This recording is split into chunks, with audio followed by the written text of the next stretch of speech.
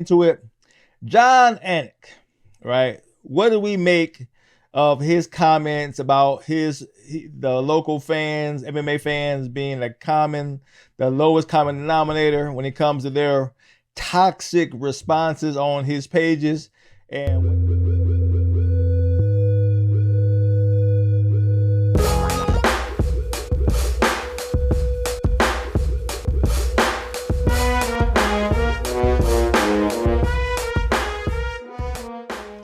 hey, what's going on, fight fans? Hey, this is Coach D, the Wild Man, coming at you again with another episode of Coach D Media. Now, you know how I do with Coach D Media. I talk about all things combat sports related, from the highs to the lows. All right, let's go ahead and get back into it. Jon Anik, right? What do we make of his comments about the local fans, MMA fans being the lowest common denominator when it comes to their toxic responses on his pages, and what I think about it? Well, let me put it to you this way. I think Jon Anik thinks he's on a different level when it comes to his commentary. Yeah, he became one of the main commentators of the UFC. He's been around some of the best. They consider him one of the best in the game. I think he thinks he's above all this common stuff. He wants to be on bigger platforms. He wants to be doing bigger numbers. So that's why he's talking about going to football, all that kind of good stuff. So I think this, I hate to say it this way, a little bit of cockiness, a little bit of arrogance. He goes, I'm different than all this. As if the fans didn't build his name. You can't grow your name without fans. You simply just can't, right? You can have a job, but if nobody's tuning in on a regular basis, then your job doesn't matter, right? You got to bring something to it that makes this more exciting. This is MMA, right? This is not pure journalism. This is your opinion. This is your interaction. This is your engagement. That's why most of the commentators who's with UFC have their own podcasts, have YouTube channels, have Instagram channels, have all of this stuff going on so they can build their overall platform and engagement with fans. So if you're not trying to engage with fans, you're going to lose your fans, right? And to think that you are so comfortable in saying that the fans were the lowest common denominator, and don't get me wrong, fans out there can be assholes, right? So I'm gonna keep it real, right? But that's the name of the game we're in. When I first started doing my podcast, I had a good little rhythm going, right? I made a comment when Conor McGregor was on the top of his game, at the highest of the heap, everybody was singing his names. I consider Conor McGregor to be a fraud, right? All the stuff he was doing with the dolly throwing and, in the negative comments, like I still am today, right?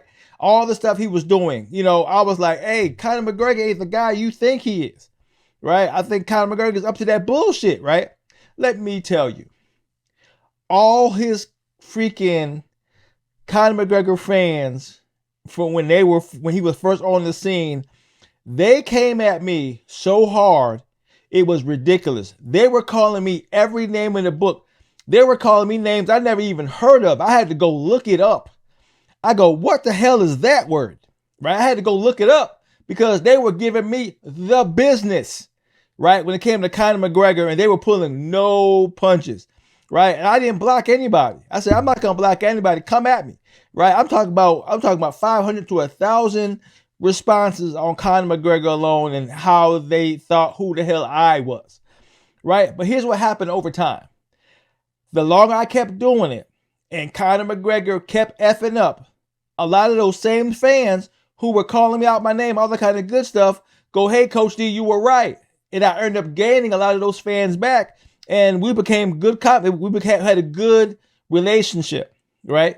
When I F up, they still gave me the business. Coach D, you were wrong about that. That's not how it went down. And they gave me their 2 cents, but we had a great dialogue. But in the beginning, it was a whole bunch of FUs and whatever the name you call a black person in their language, right?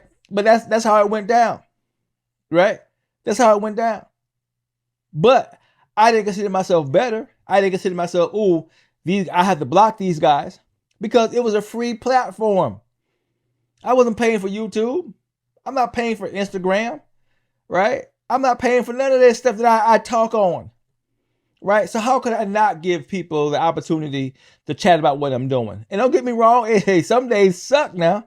These fans can hit you low, right? But if you want your name to grow, that's the relationship you have to develop. I don't think I'm over them. I don't think I'm superior to them. I don't think I have to go somewhere to get the respect of my commentating. Your commentating is when you're live on ESPN talking about the fights. That's when your professionalism kicks in, and you can screen who can comment, who can chat. But when you're on a free YouTube channel, when you're on a free Instagram, free TikTok, where it's open for dialogue, you get what you get, right? But if you're gonna call on lowest denominator, well, hey, that's par for the course, right? It's gonna be what's gonna be, right? So hey, I'm not saying you a crybaby. I'm not saying none of that. All I know is you had to apologize, right? That's the difference. If you believed in what you were saying, if you believed in what you felt was the right thing to say, then why apologize? Why apologize? You think Strickland is apologizing for what he said? You think Conor McGregor apologized for what he said? Right? Freaking Kobe Covington, all those guys who throw heat on a regular basis, you think they're apologizing? No, they stand on it. They stand on it. If you felt the fans were being, what they were saying was the lowest common denominator, you should have stand on it. Men can respect you for it. They'll give you some heat. They'll be like, F you and what you talking about. And you may lose them. But at least you staying true to what you believe, that what you're saying is correct. But the coming out and apologizing mean, as a professional, right? You don't have a conviction in what you're saying, or she wouldn't have said it. You're a smart person, right? You know right from wrong. You know what you should be saying and what you shouldn't be saying live. You've been doing it long enough. That's how you felt. That's how you felt. You should have stood on it, right? Because it ain't gonna get no better. Ain't gonna get no better. They either like you or they don't. Right? So, like I said, I don't know Jon Anik. I listen to his stuff sometimes, right? I know I've met Kenny Florian. Kenny Florian is a hell of a guy. And he was a hell of a jiu-jitsu practitioner. I've seen him do his work. He is very good at what he does. Right? But I don't know Jon Anik like that. All I know is what he said. Right? And it is what it is. So, good luck, buddy. Good luck. Right? You win it now. You in it now, whether you go to football or not, where you stay with combat sports, good luck. Because they ain't never going away. Everything that happens on social media lasts forever. So whenever you try to do a good thing, somebody gonna bring this shit right up. So you should have rolled with it. You shouldn't apologize. My take. If you believed it, you should have said it. Go, hey, that's how I feel. Let the chips fall where they may. But since you work for ESPN and freaking the UFC, you had to apologize. That's the difference. So your own personal platform doesn't even apply because you work for somebody. And what they tell you to do, you got to do. So you had to apologize. Oh, well. Name of the game. That's all I got. Had to get it out there because I had to think about it. I go, man, as much heat as we've been getting out here from fans, right? And that ruffled your feathers? Okay. It is what it is. This is Coach D, doing what I'm doing, calling it like I see it, talking my share of shit. To hear from me again, peace out.